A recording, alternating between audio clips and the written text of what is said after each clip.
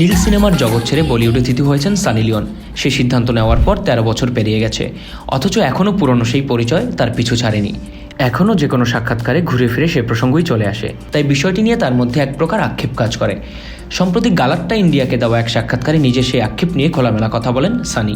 তিনি বলেন, আমি যখন প্রথম ভারতে এসেছিলাম তখন জানতাম লোকজন নির্দিষ্ট কিছু শব্দ ব্যবহার করবে আমার জন্য, সেটা স্বাভাবিক ছিল। কিন্তু এখনও যখন তারা আমার অতীত নিয়ে কথা বলেন, সেটা আমার কাছে সমস্যার বলেই মনে হয়।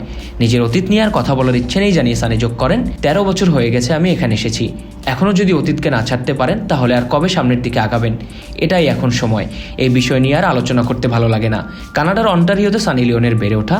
পাঞ্জাবি পরিবারের মেয়ে, সানির আসল নাম করণজিৎ কৌর বোহরা। এক যুগেরও বেশি সময় ধরে বলিউডে নিয়মিত এই অভিনেত্রী।